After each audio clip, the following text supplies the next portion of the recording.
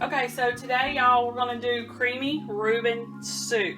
If you like Reuben sandwiches, you should love this soup. Of course, I wouldn't know because I've never tried it. But anyway, go ahead and get your pan hot and put you a couple tablespoons of oil because you're gonna saute some vegetables. You need 1 whole onion chopped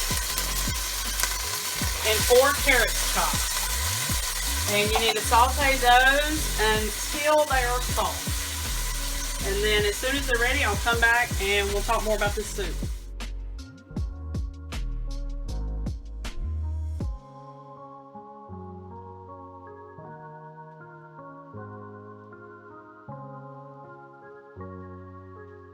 Okay, so these vegetables are softened and it's time to add our garlic. We need about 3 cloves of garlic minced. And y'all know I keep that in the fridge, so we always have it on hand. And this is the other thing we're going to change about the recipe. It calls for regular corned beef that you would get out of the meat department. We're going to use canned corned beef and see what happens. I personally think it'll be just as fine, just as good. I don't think there'll be anything wrong with it. So we're going to try it and see. So we need to add that. So this is 2 cans of canned corned beef. It called for, let me see, a pound. Ounces wise, this is a little over a pound. So we'll see what happens. Let's see, we need some salt and pepper. So it's a good, generous amount of pepper. And I'm using kosher salt. You can probably use any salt that you would like. I'm not going to put that much salt in there because that canned meat is probably going to be salty. Alright. So you just stir this around a little bit to get everything warmed up. It says in the recipe to do it for a couple minutes, but I don't really think we're going to need that long. Okay. And the next thing we need to add is our broth. And I've already got some broth ready. I made it with my bouillon cubes. And I'm going to use beef broth. The recipe says beef or chicken. So this is 32 ounces of broth. And at this time you're supposed to stir in your sauerkraut. And this has already been drained and rinsed. So we'll go ahead and add the sauerkraut. Okay, we'll stir that up. Alright, we need to bring this to a boil before we add the other ingredients. So I'll see you back in a second. So I forgot to say that we needed to add a teaspoon of oregano and 1 bay leaf before we started the pot to boil. So I went ahead and took that bay leaf out because for the next step you need to take the bay leaf out. You need to make what they call a slurry with some cornstarch and water.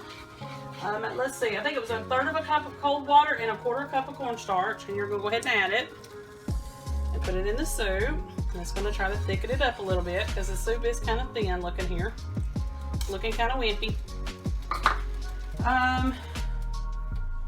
The next thing we're going to do, we're going to stir in some cream. I did not have any heavy cream, but I do have half and half, which is basically the same thing, only with a little bit thinner.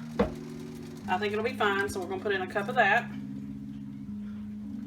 And I can see now why she would not use in the recipe the canned corned beef, so I need to keep that in mind next time.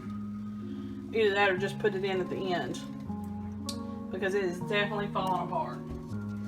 Alright, next thing, and the last part of the recipe, is to stir in the cheese. I could not find sliced Swiss right now in the grocery store that I shopped at, so I just got the block form, and we're going to try to use that. So hopefully this will melt just fine, hopefully. I guess we'll find out.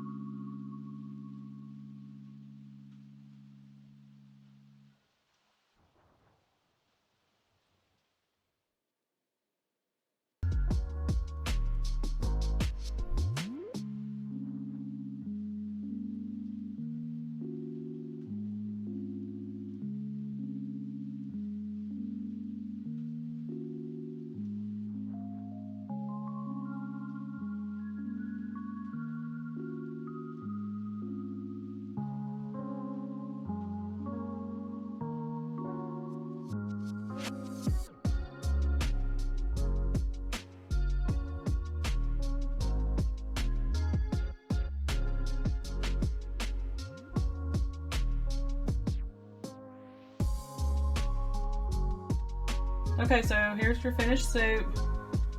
Creamy Reuben soup. Like I said, next time I'll probably do the corned beef just a little bit different. But we're gonna sit down and try this and see how it is. See y'all next time.